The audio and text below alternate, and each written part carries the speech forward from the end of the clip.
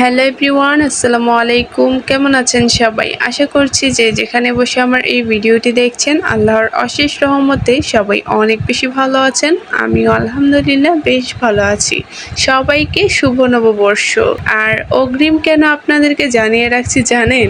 আজকে একটি পহেলা বৈশাখের ড্রেস নিয়ে আমি হাজির হয়ে গেলাম। এটা যদি আমি ফাইনাল লুক আগেই শেয়ার করে দিই তাহলে আপনারা বলবেন যে আপু সেলাইয়ের ভিডিওটা দেখতে চাই প্লিজ। তাই আমি আজকে সেলাইয়ের ভিডিওটি আপনাদের সাথে শেয়ার করছি। আপনারা চাইলে আপনাদের বেবিদের জন্য কিন্তু এই সুন্দর ড্রেসটি বানিয়ে নিতে পারেন। আর এটা কিন্তু খুবই সুন্দরভাবে আমি সেলাইটা করেছিলাম, মাশাআল্লাহ অনেক বেশি সুন্দর হয়েছে। আমি কিন্তু পহেলা বৈশাখের অর্ডার নেওয়া বন্ধ করে দিয়েছি। পহেলা বৈশাখের আর বেশি দেরি নেই বা সময়ও খুব কম, তাই আমি অর্ডার নেওয়া বন্ধ করে দিয়েছি এবং আমার কাজগুলো আমি শেষ করে নিচ্ছি। দেখুন এখানে কিন্তু আমি খুব চমৎকারভাবে ড্রয়িং করে নিয়েছি। অনেক আপুরাই জিজ্ঞেস করে যে আমি কি দিয়ে বাচ্চাদের ড্রেসগুলোর মধ্যে ড্রয়িং করি। আমি কিন্তু সব সময় আপনাদেরকে বলে থাকি আমি রং পেন্সিল দিয়ে ড্রয়িংগুলো করি। ডায়মন্ড রং পেন্সিল, যেটাকে অনেকে কাগজের রং পেন্সিলও বলে থাকে। আপনারা কিন্তু এই রং পেন্সিলটি যে কোনো লাইব্রেরিতে 15 থেকে 20 টাকার মধ্যেই পেয়ে যাবেন। আবার এখন প্রাইস বাড়ার কারণে কিন্তু কিছু কিছু জায়গাতে 25 টাকাও রাখছে। তবে আপনারা যদি দাম দর করে নিয়ে আসতে পারেন তাহলে কিন্তু পার পিস 20 টাকা করেই আপনারা আনতে পারবেন। আগে 15 টাকা করে ছিল। যাই হোক, আপনারা আশা করছি বুঝতে পারবেন যে আমি কি দিয়ে ড্রয়িংগুলো করে থাকি। আমি কিন্তু সবসময় আপনাদের সাথে হাতের কাজের ডিটেলসগুলো শেয়ার করি যেন আপনারাও খুব সহজে এই কাজগুলো করতে পারেন। তারপরেও যে বিষয়গুলো আপনারা বুঝতে পারেন না অবশ্যই আমাকে কমেন্ট করে জানাবেন বা ইনবক্সে মেসেজ দিবেন। তাহলে কিন্তু আপনাদের পছন্দ মতো কাজ এবং ভিডিওটি ইনশাআল্লাহ আপনাদের সাথে আমি শেয়ার করব।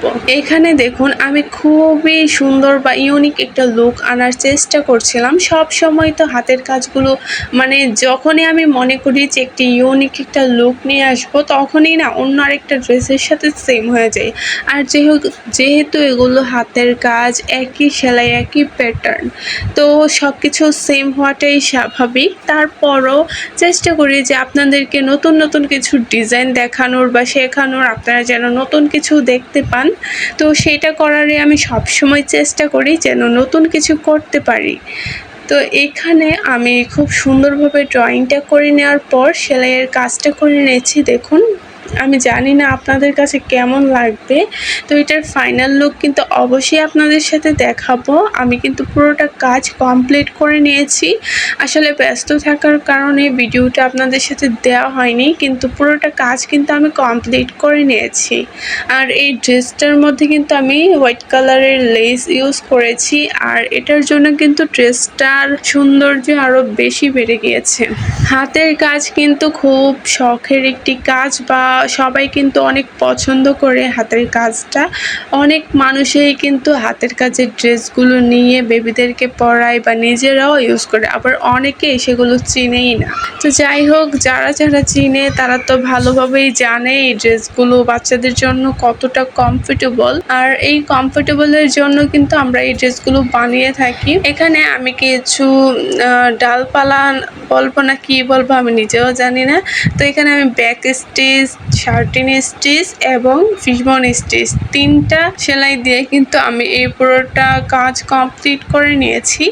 আপনারা যারা নতুন আছেন, বেশি সেলাই করতে পারেন না, মাত্র 1 থেকে 2টা সেলাই জানেন, আপনারা কিন্তু 1 থেকে 2টা সেলাই দিয়েও একটি ড্রেস কমপ্লিট করতে পারেন। সেটা যদি আপনি বুদ্ধি খাটিয়ে সেলাইটা করতে পারেন তবেই। আর অনেক সময় দেখা যায় যে অন্য আরেকজনকে আপনারা কপি করতে যান, আর সেখানে দেখা যায় কি যে একটা মানুষের মতো কিন্তু অন্য আরেকটা মানুষ কখনোই হতে পারে না, বা তার মতো কখনোই কাজটা করতে পারে না। তো আপনাদেরকে আমি বলবো যে সব সময় নিজের মতো করে কাজগুলো করবেন। আপনারা যারা কমেন্ট করেন যে আপু আপনি কাপড়গুলো কোথা থেকে এনেছেন, আপু আপনি সুতা বা লেসগুলো কোথা থেকে নিয়ে এসেছেন, আমি তো বিজনেস করছি বা করতে চাচ্ছি, আমিও কাপড় আনবো, আপনি কোন কাপড়টা ইউজ করেন, আমি সেই কাপড় কাপড়টাই নিয়ে আসবো। অনেকে কিন্তু এরকম কমেন্টও করে। তো তাদেরকে আমি বলছি যে আমি যখন এই কাজটা শুরু করেছিলাম না, মানে অনেক কিছু বুঝেছি মানে এই কাজটা করতে গিয়ে। তো আমি বেশি কিছু আপনাদেরকে বলবো না, আমি শুধু একটা কথাই বলবো যে আপনারা আপনাদের নিজের পছন্দ মতো কাজগুলো করুন। আমি কী কাপড় ইউজ করছি আপনাকে যে সেই কাপড়টা ইউজ করতে হবে বিষয়টা তেমন না। আপনি আমার থেকে ভালো কিছু করার চেষ্টা করুন। আমার মতো হওয়ার কোনো প্রয়োজন নেই, কেউ কারো মতো হতে পারে না হাজার চেষ্টা করলেও। আমি শুধু আপনাদেরকে এটাই বলবো যে আপনারা আমার থেকে ভালো কিছু করার চেষ্টা করুন, আমার থেকে ভালো কোয়ালিটির কাপড় নেওয়ার চেষ্টা করুন বা ভালো কিছু করতে হবে সেইটা মাথায় রেখে আপনারা নিজেদের মতো নিজেরা কিছু করুন। এবং আমি কোথা থেকে কাপড় নিয়ে এসেছি সেইটার সন্ধান না জেনে আপনি যেখানে আছেন সেইখানেই আশেপাশে আপনি ভালো কোয়ালিটির কাপড় কোথায় পাওয়া যায় সেগুলোর খোঁজ করুন। তাহলে দেখবেন যে আপনার কিন্তু অনেক আইডিয়া আসবে, অনেক মানুষের সাথে পরিচিত হবেন বা আপনার যে বিজনেসটা আপনি করতে চাচ্ছেন এটা যে মানে কতটা কষ্ট বা কতটা কঠিন সেটা আপনি বুঝতে পারবেন। আমি যদি আপনাকে বলি যে আমি এমন একটা জায়গা থেকে কাপড়গুলো নিয়ে এসেছি, আপনি কি করবেন যে আপনিও এখান থেকে গিয়ে কাপড়টা আনবেন। আনার পর কী হবে, আপনার কাছে কিন্তু কাজটা অনেক সহজ হয়ে যাবে যে এভাবে গেলাম নিয়ে আসলাম আর ড্রেসগুলো বানালাম, হয়েই তো গেল। তো আমি চাই না কারো যেন এত সহজভাবে বিষয়টাকে না নেয়। আসলে এত সহজভাবে যদি আপনি নেন তাহলে আপনি কিন্তু কখনোই সফল হতে পারবেন না, কারণ আপনার মধ্যে সেই ধৈর্য কষ্ট সেগুলো কিছুই থাকবে না। আপনি সহজে যেটা করবেন সেটা কিন্তু লং টাইম আপনার মধ্যে থাকবে না। তাই একটু কষ্ট করে যখন আপনি এই কাজগুলো করবেন তখন কিন্তু আপনার মনের মধ্যে একটা সাহস আসবে বা অনেক কিছুর মোকাবেলা আপনি করতে পারবেন যে এই জিনিসটা আমি অনেক কষ্ট করে করেছি, এটার খোঁজ আমি অনেক কষ্ট করে পেয়েছি বা এটা আনতে আমার এতদিন সময় লেগেছে, মানে এরকম একটা মানে আপনার মধ্যে হবে। তো এই বিষয়গুলোর জন্য আমি আপনাদেরকে বলছি যে আমি কোথা থেকে কাপড় নিয়ে আসছি, আমি কি কোয়ালিটির কাপড় ইউজ করছি বা আমি কোন কাপড় ইউজ করছি সেগুলো না জেনে আপনি আপনার পছন্দ মতো কোন কাপড়টা ইউজ করলে ভালো হবে, কাস্টমারদেরকে আপনি কতটা ভালো কাপড় দিতে পারছেন, আমার থেকে ভালো কিছু করার চেষ্টা করুন। আমি শুধু এটাই বলবো আপনাদেরকে। যাই হোক, আপনাদেরকে আজকে অনেক কথাই বলে ফেললাম। যদি কথাগুলো আপনাদের খারাপ লেগে থাকে তাহলে প্লিজ ক্ষমার দৃষ্টিতে দেখবেন। আসলে আপনাদের ভালোর জন্যই আমি এই কথাগুলো বলছি। আপনারাও যখন প্রতিষ্ঠিত হতে পারবেন তখন আমার কথা মনে পড়বে যে আপু ঠিকই বলেছিল। আসলে নিজের কাজটা নিজেকেই করা উচিত বা নিজের মতো করেই করা উচিত। তো এখানে দেখুন আমি কিন্তু হোয়াইট কালারের সুতাটি দিয়ে সুন্দরভাবে হাতের কাজটা করে নিয়েছি, আর এখানে কিন্তু আমি মৌফুল ইউজ করছি।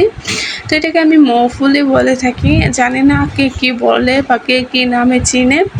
আর দেখুন এখানে আমি ছোট ছোট কিছু সার্কেল দিয়েছি আর এটার মধ্যে আমি 13 স্টিচ দিয়ে ভরাট করে নিয়েছি। আপনারা যদি সেলাইটা একটু ভালোভাবে খেয়াল করেন তাহলেই কিন্তু বুঝতে পারবেন আমি কিভাবে এই কাজটা করে নিচ্ছি। আমি সবসময় আপনাদের জন্য সহজভাবে এই কাজগুলো করার চেষ্টা করি, আপনারা যেন খুব সহজেই এই কাজগুলো নিজেদের জন্য বা নিজেদের বেবিদের জন্য এই কাজগুলো যেন খুব সহজেই করতে পারে। আসলে লেসের যে ডিজাইনটা রয়েছে সেটার সাথে একটু ম্যাচ করার জন্য আমি ফুলটা মৌফুলের ডিজাইন দিয়েছি। আর যদি অন্যান্য ডিজাইন দিতাম তাহলে হয়তো এরকম একটা লুক নিয়ে আসতে পারতাম না। তাই যেহেতু এই যে লেসটার মাঝখানে কেমন ফাঁকা ফাঁকা রয়েছে তাই আমি ফুলটাও এইভাবে করেছি যেন দেখতে ভালো লাগে। তো আপনারাও যখন কাজগুলো করবেন একটু বুদ্ধি খাটিয়ে কাজটা করবেন তাহলে দেখবেন আপনাদের কাজগুলোও কিন্তু অনেক বেশি সুন্দর হবে। আর শুধু হাতের কাজ জানলেই হবে না, হাতের কাজের ফিনিশিং কাপড়ের কোয়ালিটি সব কিছু ভালো করতে হবে। আর সব সময় না একটু মিডিয়াম টাইপের কাপড়টা ইউজ করার চেষ্টা করবেন। বেশি পাতলা কাপড়ের উপরে কিন্তু হাতের কাজ করলে কাপড়টা কুঁচকে আসে, তাই একটু বুঝে শুনে কাপড়টা ইউজ করবেন। দেখুন আপনাদের সাথে কথা বলতে বলতে আমি পুরোটা কাজ কমপ্লিট করে নিয়েছি। কাজটা কেমন হয়েছে অবশ্যই কমেন্ট করে জানাতে একদমই ভুলবেন না। আজকে এই পর্যন্তই বিদায় নিচ্ছি। সবাই ভালো থাকবেন, সুস্থ থাকবেন। আল্লাহ হাফেজ।